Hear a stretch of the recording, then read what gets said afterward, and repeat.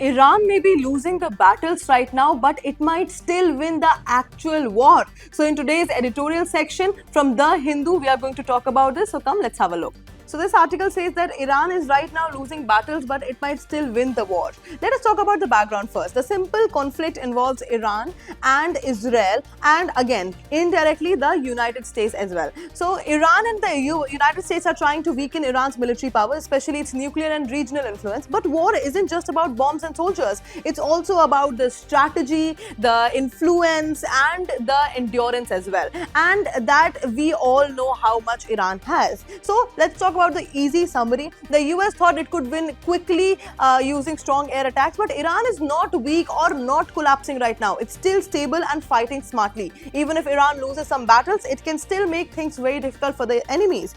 It can block oil routes. We all know what is happening in Strait of Hormuz. Increase global oil prices. Again, that will be inflation, creating pressure in nearby regions. So even without winning directly, Iran can still hurt the other side globally. Now, there are multiple dimensions of this article. The first dimension is the military dimension.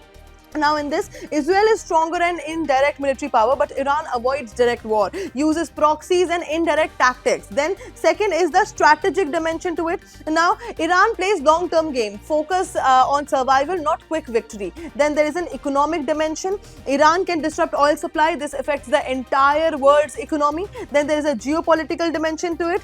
US allies are not fully united. Countries in West Asia are very cautious right now. Then there are energy politics dimension.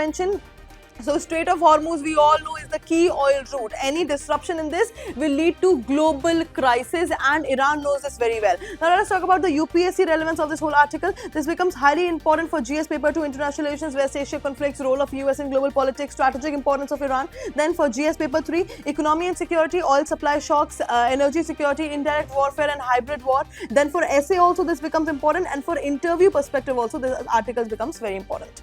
And that is it for today. Thank you for watching.